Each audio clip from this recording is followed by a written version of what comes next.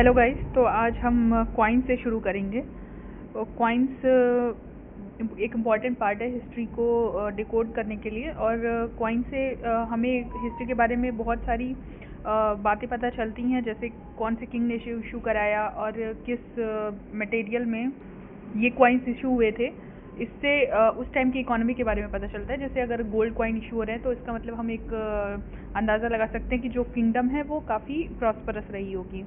और जैसे जैसे गोल्ड की क्वालिटी गिरती जाती है हमें पता चलता है कि इकोनॉमी की हालत उस किंगडम में धीरे धीरे गिरती गई होगी। ऐसा बहुत सारे किंगडम्स के साथ हुआ, जैसे गुप्ता किंगडम के साथ, जो स्टार्टिंग में बहुत ही ज़्यादा प्योर सिक्के बनाते हैं, लेकिन बाद में आप जैसे जैसे कुमारगुप्त और स्कंदगुप्त के दौर में आते हैं तो आप देखते हैं कि जो गोल्ड की क्वालिटी है जो कॉइन्स में यूज़ की गई है वो काफ़ी कम हो गई है। इसका मतलब जो इकोनॉमी है वो डिक्लाइन के फेज़ में है। तो हम कॉइन्स के बारे में बात करते हैं तो इंडिजिनस कॉइन्स के बारे में बात करते हैं। इंडिया के जो कॉइन्स हैं, और वैसे फॉरेन कॉइन्स भी यहाँ पे पाई गई हैं, रोमन कॉइन्स, ग्रीक कॉइन्स यहाँ पे पाई गई हैं। तो हम पहले इंडिजिनस कॉइन्स के बारे में बात कर लेते हैं। इसमें पहला अर्ली पंच मार्क कॉइन है, जो हमारे इंडिया में सबसे पहले महाजनपद एरा में आई थी। और इस पंच कॉइन में कोई इंस्क्रिप्शन नहीं होते थे, बस इतना ही जानना है आपको। इसमें कुछ सिंबल्स बने होते थे, ठीक है, इंस्क्रिप्शन नहीं होते थे। आप फटाफट ये पढ़ सकते हैं। और ये किसके द्वारा दिए जाते थे, एक चीज़ नोट करने वाली है कि ये गिल्ड्स ऑफ मर्चेंट, यानी जो उस समय के बिजनेसमैन होते थे वो इशू करते थे।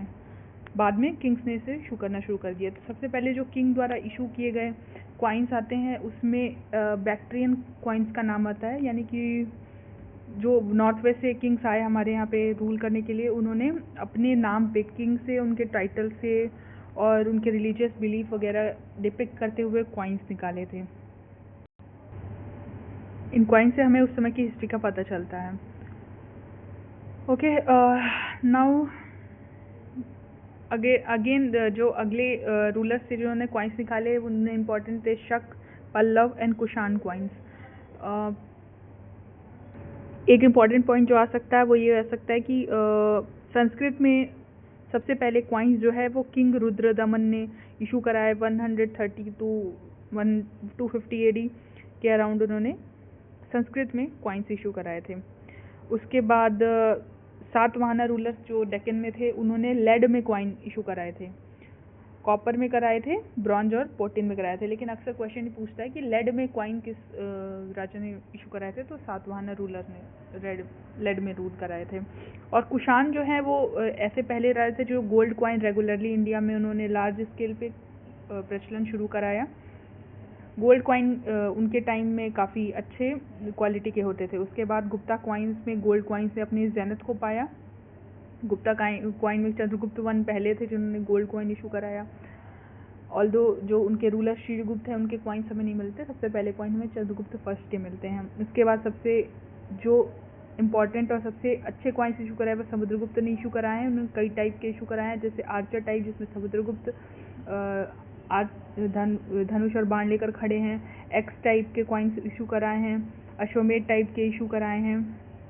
उन्होंने ऐसे भी इशू कराए जिसमें उन्होंने टाइगर को मारते हुए दिखा रहे हैं, वीणा बजाते हुए दिखा रहे हैं। ऐसे बहुत सारे टाइप के इन्होंने इशू कराए हैं। दूसरा चंद्रगुप्त विक्रमादित्य 2 इन्होंने भी इशू कराए। और फिर करमगुप्त के कॉइन्स मिलते हैं हमको। उसके बाद इम्पोर्टेंट बस इसमें ध्यान रखने वाली बात है कि गुप्त काल में एक रामगुप्त थे जिन्होंने कॉपर के कॉइन्स इशू कराए थे। इससे पता चल रहा है कि रामगुप्त जो है वो उनके टाइम में इकोनॉमी इतनी अच्छी रही नहीं होगी, तो इस वजह से उन्होंने कॉपर कॉइन इशू कराए। उसके बाद इन जो गोल्ड कॉइन इशू कराते थे इनको दिनार कहा जाता था। ये इम्पोर्टेंट है, ये पूछ सकता है, ठीक है। और जो सिल्वर कॉइन इशू कराते थे उसको रूपक कहते थे। गोल्ड कॉइन को बोलते थे दिनार, सिल्वर कॉइन को बोलते थे रूपक। उसके बाद हम आगे चलते हैं फॉरेन कॉइन्स में। फॉरेन कॉइन्स में इंडिया में रोमन एम्परर्स के कॉइन हमें साउथ इंडिया में बहुत मिलते हैं। कर्नाटक, आंध्र प्रदेश, पौंडीचेरी के नियर जो अरिकमेडू है और तमिलनाडु में मिलते हैं, ठीक है। इन किन किन एम्परर के मिलते हैं? Augustus, Tiberius. इतना इंपॉर्टेंट नहीं है, पूछता नहीं है, बट एक जनरल इंफॉर्मेशन के लिए। नाउ हम आगे बढ़ते हैं। हम आप देखेंगे मॉन्यूमेंट्स। मॉन्यूमेंट्स में क्या क्या आता है, कैसा आर्किटेक्चर, किस तरह के स्कल्पचर, पेंटिंग और दूसरी चीज़ें बनाई जाती थी। तो हम देखेंगे इंडिजिनस मॉन्यूमेंट में हमें क्या क्या मिलता है। तो इंडिजिनस मॉन्यूमेंट सबसे पहले सबसे अर्ली हमें हड़प्पा मोहनजोदड़ो की आर्किटेक्चर मिलते हैं, और वहाँ पे जो पॉटरी मिली हैं, वहाँ पे जो चीज़ें मिली हैं। और दूसरा अब हमें टेम्पल्स मिलते हैं। टेम्पल हमारे 2 टाइप के होते हैं, एक नगर स्टाइल टेम्पल है जो जिसके एग्जांपल हैं लिंगराज टेम्पल भुवनेश्वर, और द्रविडियन स्टाइल के टेम्पल जिसके बेस्ट एग्जांपल हैं बृहदेश्वर टेम्पल जो तंजौर में चोल राजाओं द्वारा बनाया गया, राजा वन द्वारा।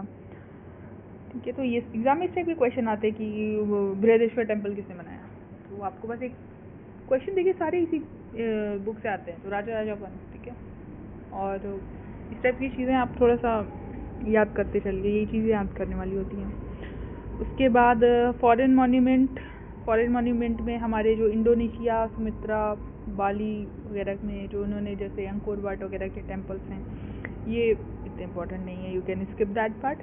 अब हम चलते हैं प्री हिस्टोरिक।